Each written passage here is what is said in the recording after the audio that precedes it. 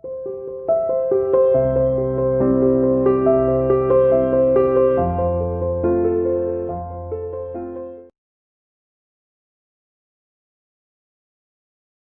students, how are you? Welcome to the online classes by CR International School तेहाड़ा। मैं सब सुमित टक्कर और आज हम आपके लिए लेकर आए हैं क्या? Application of potentiometer. पोटेंशियोमीटर की एप्लीकेशन। लास्ट आर्टिकल में हमने पोटेंशियोमीटर के बारे में पढ़ा था। पोटेंशियोमीटर का यूज क्यों करते हैं, पोटेंशियोमीटर में अलॉयज की यूज करते हैं, पोटेंशियोमीटर का प्रिंसिपल क्या है, पोटेंशियोमीटर की कंस्ट्रक्शन क्या है, ये सब हम पढ़ चुके हैं। ठीक है, आज हम एप्लीकेशन पढ़ेंगे पोटेंशियोमीटर की। देखो सबसे पहली एप्लीकेशन ये है इसकी कि हम पोटेंशियोमीटर की हेल्प से किसी भी दो सेल्स की ईएमएफ को कंपेयर कर सकते हैं। क्या कर सकते हैं? कोई भी दो सेल आपके पास, हम फर्स्ट एप्लीकेशन पढ़ रहे हैं इसकी। फर्स्ट एप्लीकेशन का नाम है क्या?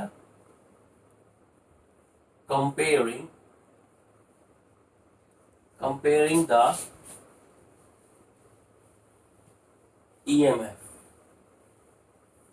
Of two cells. हमारे पास दो सेल्स हैं, ठीक है, एक की ईएमएफ E1 है, एक की ईएमएफ E2 है।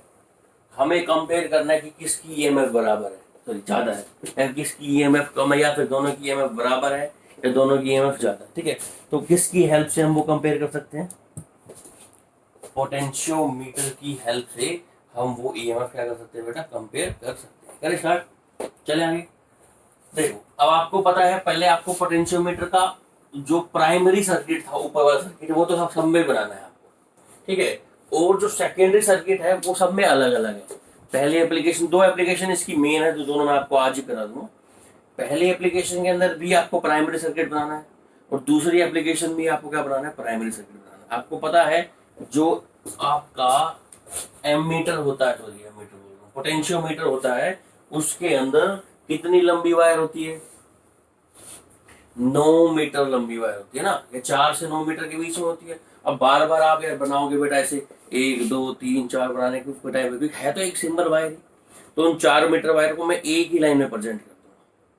ठीक है, उसको बैंड ना करके सीधा हम किस में प्रेजेंट कर देंगे? एक सिंगल लाइन में। अब मान लेना ये 1 सेंटीमीटर, तो ये कितना? 400 सेंटीमीटर। ठीक है, क्योंकि बड़ा आपका डायग्राम भी बड़ा नहीं बनेगा, और वो चार ऊपर की पिन स्ट्रिप वगैरह लगाना और कार्डबोर्ड भी छोटा हो जाएगा ना, समझना है सिर्फ।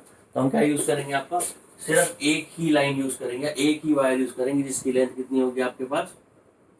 ठीक है, याद होगा आपको, ये टर्मिनल ए था, जब ऐसे जोड़ा था मैंने, ए फिर बी, ऐसे जोड़ा था यहाँ पर, है ना। ये वाला टर्मिनल ये होगा, ये दोनों टर्मिनल ये हो गए। एक तो ये टर्मिनल हो गया ए, और एक टर्मिनल कौन सा हो गया आपके पास? बी। आपने ए टर्मिनल को जोड़ा था पॉजिटिव से बैटरी के, याद है? ऐसे मैंने यहाँ से बैटरी ली थी, पॉजिटिव से जोड़ा था, फिर वहां पर एमीटर लगाया था, फिर वहां रियोस्टेट लगाया। तो आपने ये लिया एक वायर, यहाँ से स्ट्रेट वायर लो, और इसको जोड़ दिया किससे?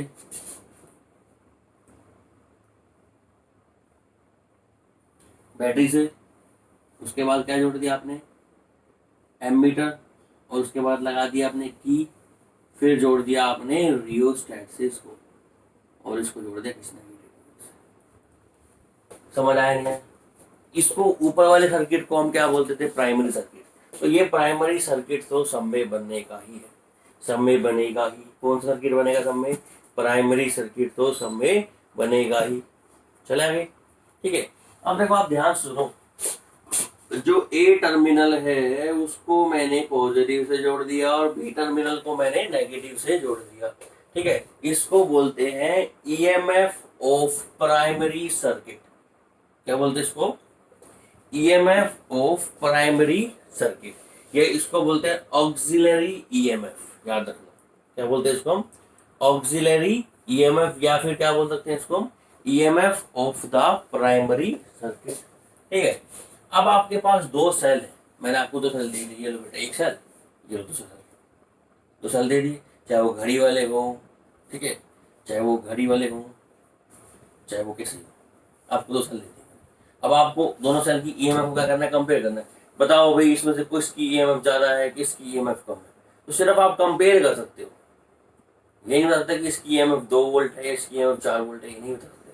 सिर्फ आप क्या कर सकते हो, कंपेयर क्या कर सकते हो, कंपेयर कर सकते हो किसी भी दो सेल की ईएमएफ। अब आपको करना क्या है बेटा, यहाँ से एक वायर लो, ले ली सर, उस वायर को दो पार्ट में डिवाइड कर दिया सर, ठीक है। तो आपके पास कितनी बैटरी है, कितने सेल है, दो सेल है, ठीक है। दोनों सेल की ईएमएफ का करना है कंपेयर, ठीक है। तो कंपेयर करने के लिए जिस सेल की ईएमएफ कंपेयर करने पहले सेल को यहाँ लगा दो, इसकी ईएमएफ मैंने मान ली E1, दूसरे सेल को यहाँ लगा दो, उसकी ईएमएफ को मान लिया कि हमने E2, और एक बात हमेशा याद रखना, इसकी ईएमएफ हम ले रहे हैं E, ये जो है ऑक्सिलरी ईएमएफ है, और ये जो दो ईएमएफ है E1 E2, ये तो दो सेल हैं, सेल C1 सेल C2, इन दोनों सेल की ईएमएफ को कंपेयर करना है। इनकी ईएमएफ उससे कम होनी चाहिए या ज्यादा होनी चाहिए, ज्यादा होनी चाहिए। इसकी वैल्यू ज्यादा होनी चाहिए, इन दोनों की वैल्यू क्या होनी चाहिए, कम। अगर ऐसा है कि इसकी वैल्यू कम है और इन दोनों की वैल्यू उससे ज्यादा है, तो आप कंपेयर नहीं कर सकते। क्या नहीं कंपेयर कर सकते, ईएमएफ प्राइमरी सर्किट की ईएमएफ सेकेंडरी सर्किट की ईएमएफ से क्या होनी चाहिए, ज्यादा हमेशा, ठीक है। अब E1 और जो E2 है, इन दोनों की ईएमएफ हमें नहीं पता है कितनी, हमें बस कंपेयर करनी है। करना क्या है आपको, E1 के साथ यहाँ पर एक लगा दो की, E2 के साथ भी लगा दो की, इसको नाम दे दो की K1, इसको नाम दे दो की K2, और दोनों को यहाँ जोड़ दो। Very good. जोड़ने के बाद फिर यहाँ से एक वायर निकालो और इसको जोड़ दो गैल्वेनोमीटर से। किससे जोड़ दो, गैल्वेनोमीटर से। किससे जोड़ दो, गैल्वेनोमीटर से। किससे, गैल्वेनोमीटर से। और गैल्वेनोमीटर को जोड़ दो किससे, बोलो, जॉकी से। ये हमने गैल्वेनोमीटर को जोड़ दिया किससे, जॉकी से, ठीक है। अब हम इन दोनों सेल की ईएमएफ को कंपेयर करने जा रहे हैं। कैसे कंपेयर करेंगे, पहले आपको स्टेप बता दिया, ये स्ट्रक्चर आपको याद रखनी है ना। और याद तो रख ही लो कि दो सेल है, दोनों सेल को जोड़ दिया, दोनों सेल की लगा दी, की लगाने के बाद गैल्वेनोमीटर लगा दी, गैल्वेनोमीटर के बाद अब इससे पहले जो मैंने आपको प्रिंसिपल बताया था, वहां मैंने वोल्टमीटर बताया था, यहाँ पर मैंने क्या लगाया, गैल्वेनोमीटर। वोल्टमीटर मैंने वहां इसलिए लगाया था कि दिखाने के लिए आपको कि जैसे जैसे वायर की लेंथ बढ़ रही है वैसे वैसे नीचे की वोल्टेज बढ़ रही है, वो प्रिंसिपल समझाने के लिए लगाया था। पर जब यूज करते हैं इसका हम, तो उसकी जगह क्या ही लगा देते हैं, गैल्वेनोमीटर ही लगा देते हैं, ठीक है।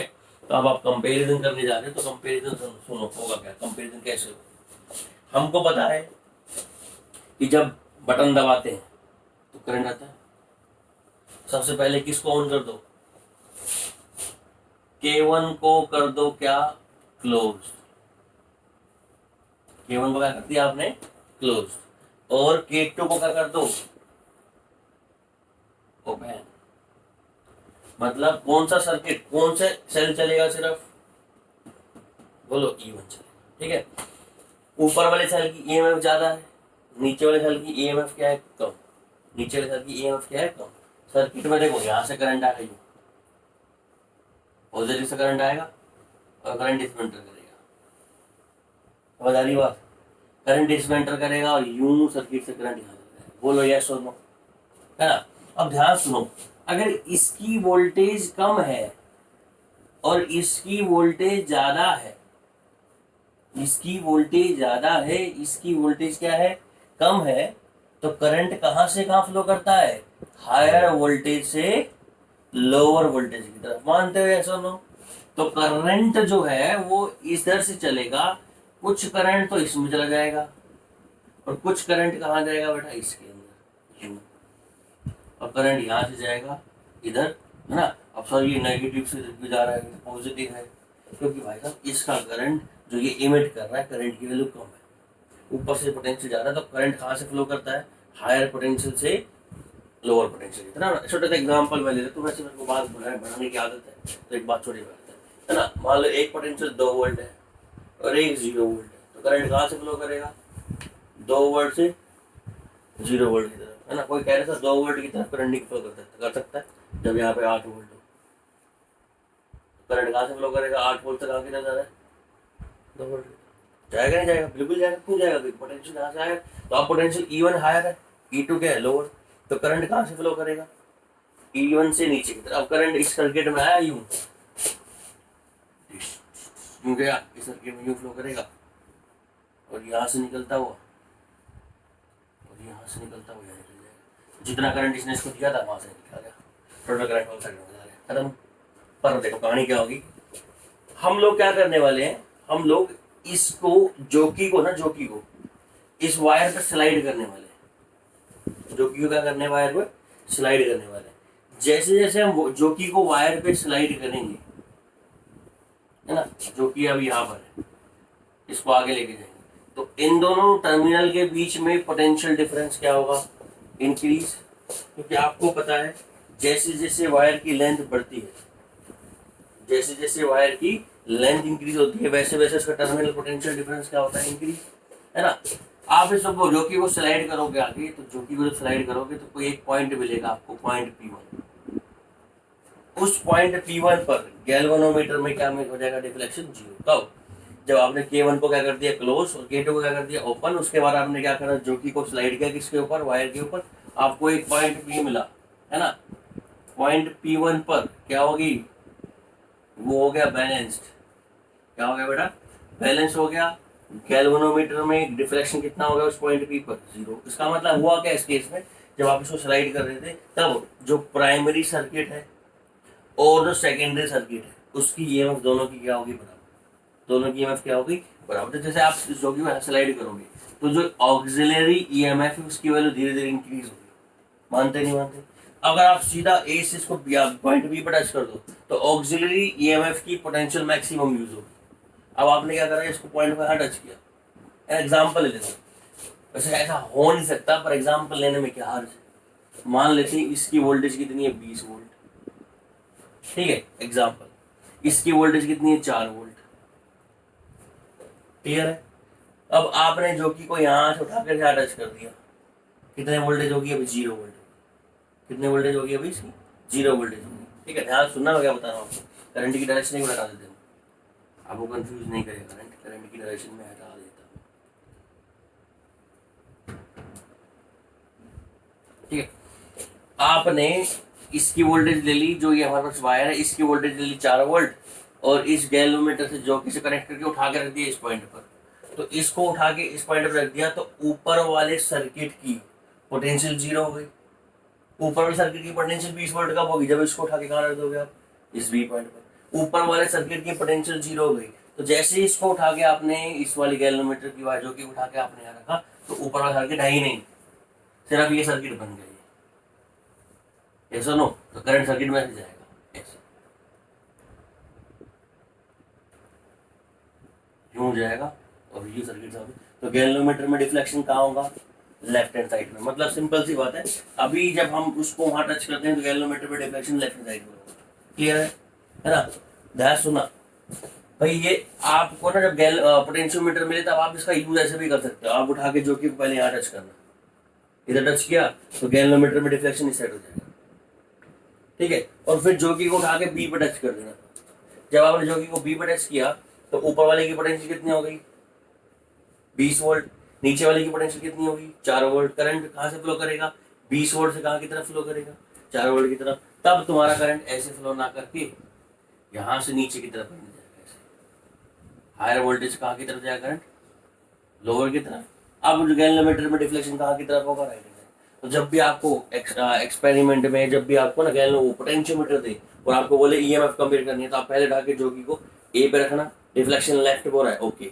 फिर उठा के जोकी को बी पे रखना, डिफ्लेक्शन कहाँ पर, राइट में हो रहा है, तो तुम्हारा पोटेंशियोमीटर सही काम कर रहा है। अगर ए पर भी लेफ्ट में हो रहा है और बी पर भी लेफ्ट में हो रहा है तो पोटेंशियोमीटर ढंग से काम नहीं कर रहा।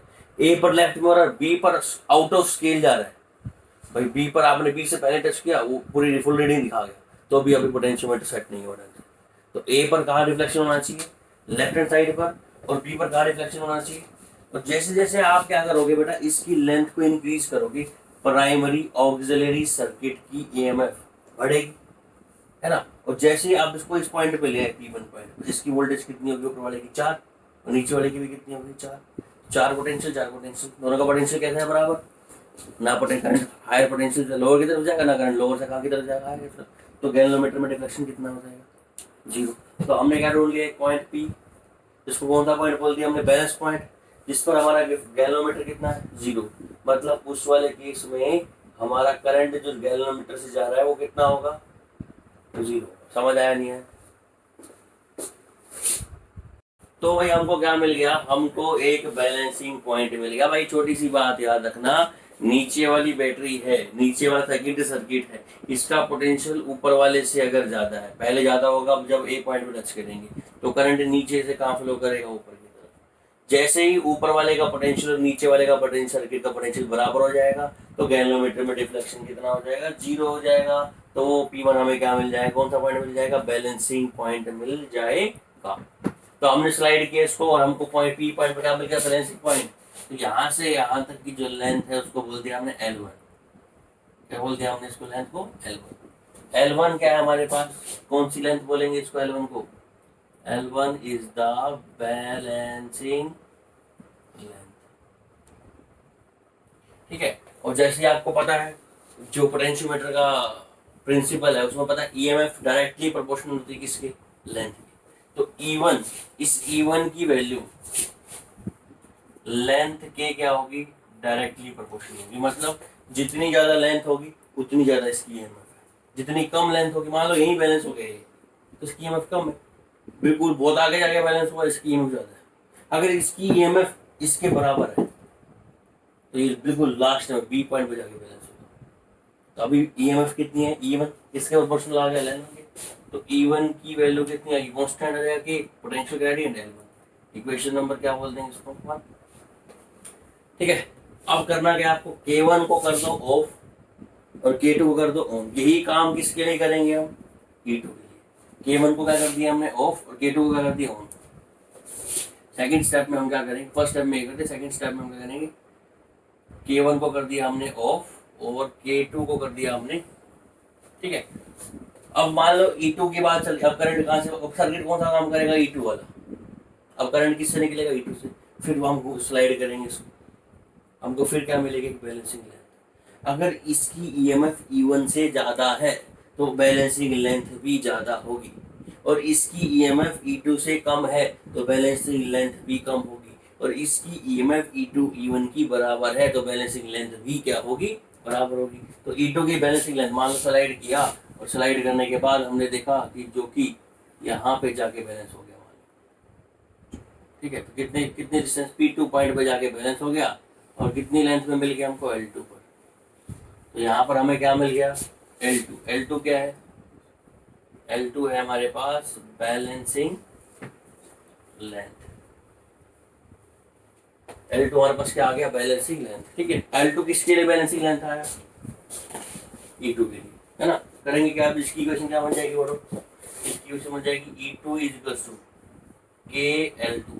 क्वेश्चन नंबर समझ में आया, दोनों को डिवाइड कर दो, बेटा दो डायग्राम, दोनों को डिवाइड कर दो। तो दोनों को डिवाइड करोगे इक्वेशन क्या बनेगी, बताओ। E1 by E2 is to कितना आ गया, L1 बाई।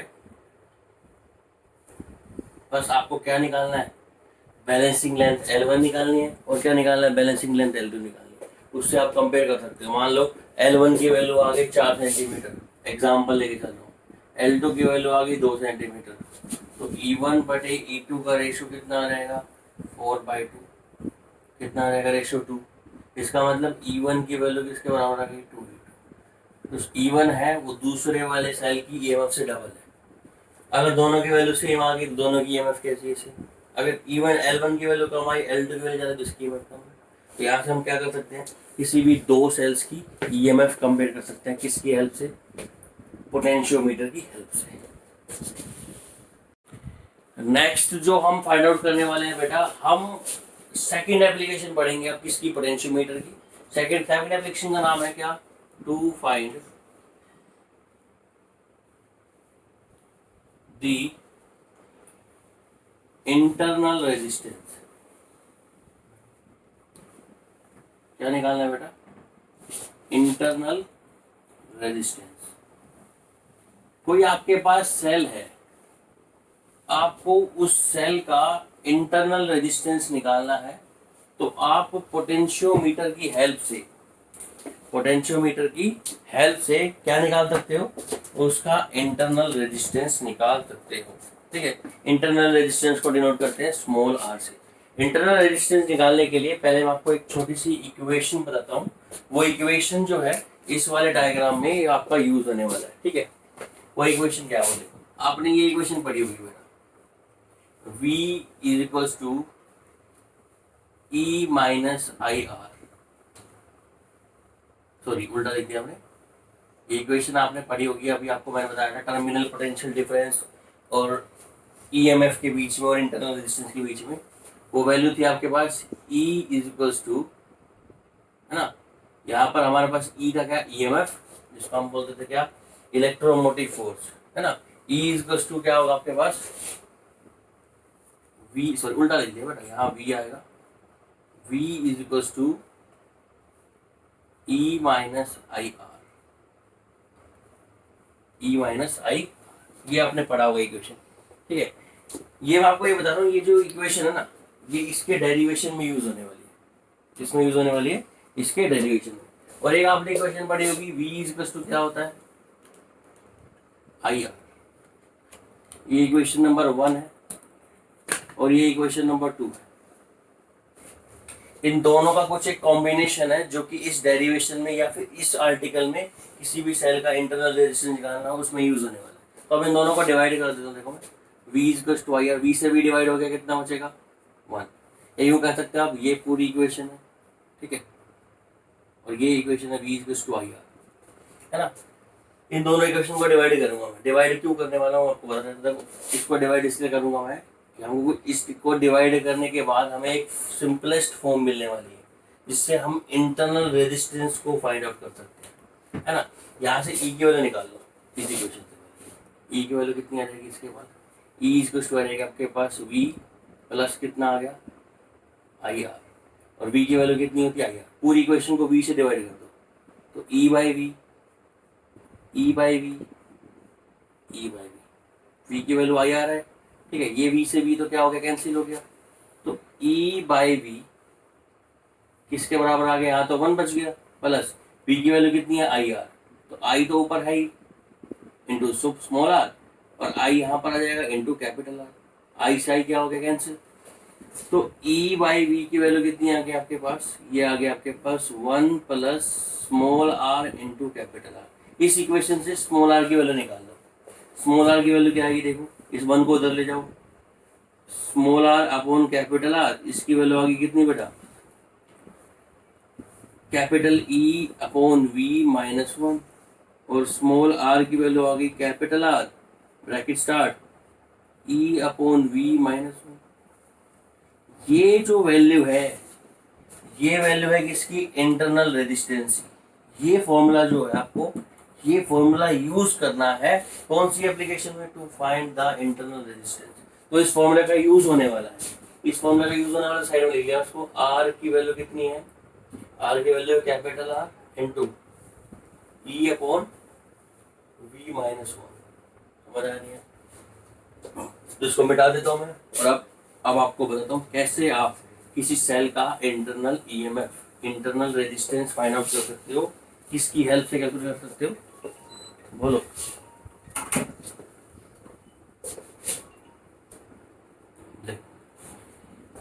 इसका सर्किट बनाने के लिए भी आपको सर्किट याद करना पड़ेगा। आपने क्या ले ली, एक वायर, कितने मीटर लंबी वायर ले ली, ए से बी 4 से 9 मीटर लंबी वायर ले सकते हो आप।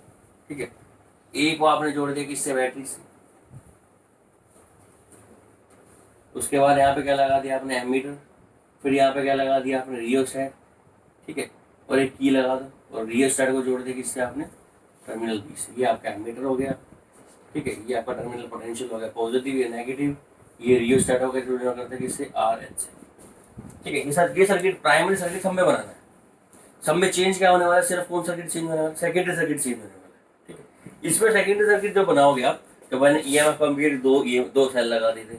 अब मुझे किसी एक सेल, मान लो आपको सेल दे दिया, मैं आपसे बोल रहा हूँ इसका इंटरनल रेजिस्टेंस बताओ, तो आपको करना क्या है, उस सेल को जिसका इंटरनल रेजिस्टेंस लगाना है उसको यहाँ जोड़ दो। इस वाले सेल का इसका ईएमएफ कितना है, E1, E बोल दो या E1 बोल दो। इसका ईएमएफ मैंने E बोल दिया, इसका ईएमएफ मैंने E1 बोल दिया। इसका इंटरनल रेजिस्टेंस कितना बोल दिया R1, इसका इंटरनल रेजिस्टेंस R1 निकालना है हमको इस पोटेंशियोमीटर की हेल्प से, ठीक है। और इसको जोड़ दिया हमने किसी वायर से। अब इसके अक्रॉस याद रखना इस सर्किट में, इसके अक्रॉस आप लोग जोड़ोगे एक रेजिस्टेंस बॉक्स। क्या जोड़ोगे? Resistance box. रेजिस्टेंस बॉक्स एक बॉक्स होता है जिसमें पिन लगी होती है। किसी एक पिन को निकाल लोगे, मान लो 2 ओम की पिन को निकाल दिया, उसका रेजिस्टेंस 2 ओम हो जाएगा। 2 के बाद आपने 3 फिर निकाल दिया, 2 और 3 इकट्ठे निकाल दिए, दोनों जुड़ जाएंगे, टोटल कितना हो जाएगा 5। 5 के बाद आपने 10 फिर निकाल दिया, 2 और 3 5 प्लस 10 कितना हो गया 15। ऐसे उसका रेजिस्टेंस जुड़ता जाता है। तो एक रेजिस्टेंस बॉक्स होता है। जब आप एक्सपेरिमेंट करोगे तो आप एक्सपेरिमेंट में दिखाएंगे रेजिस्टेंस बॉक्स के बारे में। तो इसके पैरेलल में आपने क्या जोड़ दिया? Resistance box. और रेजिस्टेंस बॉक्स के जस्ट साइड में आपको की लगानी, की का नाम दे दिया हमने के, ठीक है। और यहाँ से जोड़ दो इसको कंप्लीट। कंप्लीट को जोड़ने के बाद इसको किससे जोड़ दिया आपने? जी से। गैल्वेनोमीटर, गैल्वेनोमीटर को किससे स्लाइड करा रहे? जो की से कनेक्ट करा दिया। ये सर्किट डायग्राम हो गया किसका, कि आपको किसी भी सेल का इंटरनल रेजिस्टेंस फाइंड आउट करना है तो सेल को ऐसे जोड़ दो डायरेक्ट। सेल को जोड़ने के बाद आप क्या जोड़ोगे? उसके पैरेलल में रेजिस्टेंस बॉक्स। रेजिस्टेंस बॉक्स साथ क्या लगा दो? की। और की को फिलहाल मैंने क्या रखा है? ओपन। अभी की को क्या रखा है मैंने? ओपन, ठीक है। की को ओपन रखा है, सर्किट ये काम करेगा। आप क्या करोगे? फर्स्ट स्टेप के अंदर वो फॉर्मूला भी यूज होने वाला है। फर्स्ट स्टेप के अंदर आपने की के को क्या कर दिया? ओपन रखा है। की को क्या रखा आपने? ओपन। जब की को ओपन रखोगे, आपको मैं 2 पॉइंट बता चुका हूं। किसी सर्किट में अगर करंट फ्लो कर रहा है तो उसका जो पोटेंशियल होता है उसको क्या बोलते हैं? Terminal potential difference. और किसी सर्किट में अगर करंट फ्लो नहीं कर रहा है तो उसका जो पोटेंशियल होता है वो किसके बराबर होता है? ईएमएफ के बराबर। अब आप क्या कर रहे हो? इसको ऑफ रखा आपने। जब इसको ऑफ रखोगे तो क्या होगा? करंट यहां से फ्लो करेगा इसमें, लेफ्ट में। राइट में करंट अपोजिट फ्लो करेगा। आप क्या करोगे? बैलेंसिंग लाइन ढूंढोगे। और आपको मिल गया कोई पॉइंट P1 मिल गया। उस पर क्या मिल गया आपको? Balancing length. कितनी मिल गई बैलेंसिंग लेंथ? L1। L1 क्या है आपके पास? बैलेंसिंग लेंथ, ठीक है। तो देखो अभी क्या हुआ है, मैंने इसको ऑफ रखा है। जैसे ही बैलेंसिंग लेंथ मिल गई, पॉइंट P मिल गया। पॉइंट P पर क्या हमारे पास? ये हमारा बैलेंसिंग पॉइंट है। इस पर पॉइंट P पर गैल्वेनोमीटर में डिफ्लेक्शन कितना हो गया? 0 हो गया। मतलब गैल्वेनोमीटर में डिफ्लेक्शन 0 हो गया। यहाँ पर करंट फ्लो नहीं कर रहा, ना लोअर सर्किट से ऊपर की तरफ, ना अपर से लोअर की तरफ। बैलेंसिंग पॉइंट मिल गया। बैलेंसिंग पॉइंट मिल गया, सर्किट में करंट फ्लो नहीं कर रहा।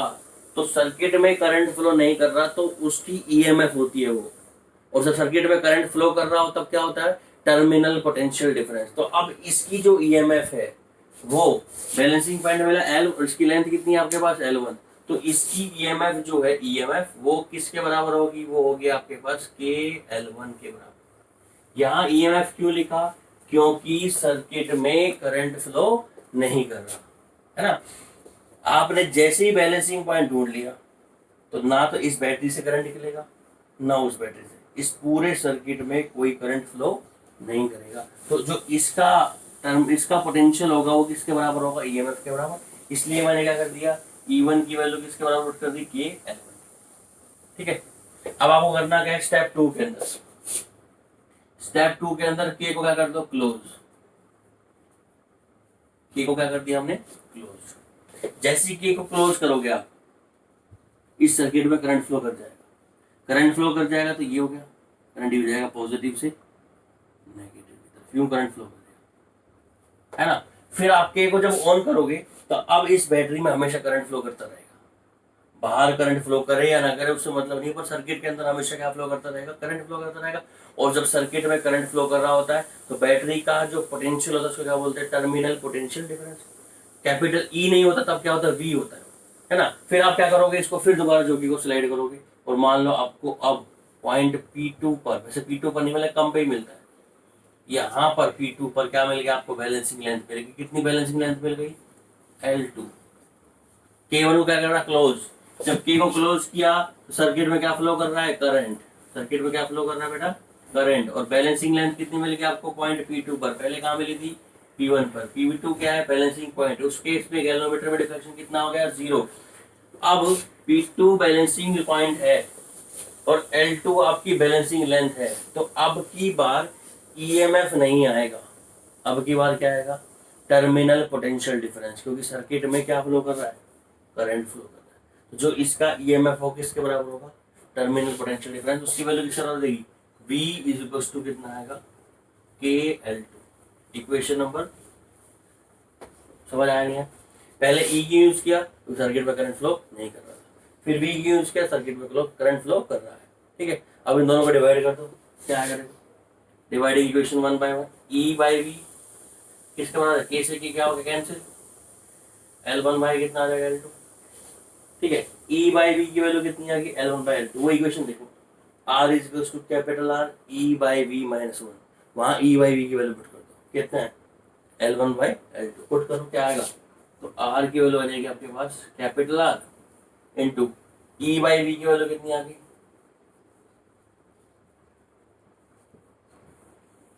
ये सेकंड एप्लीकेशन हो गई।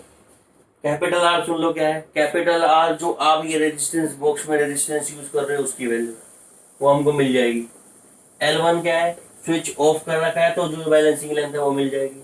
L2 क्या है, स्विच को ऑन करने के बाद जो बैलेंसिंग लेंथ मिलेगी वो मिलेगी। L1 की वैल्यू ज्यादा होगी, L2 की वैल्यू क्या होगी, कम।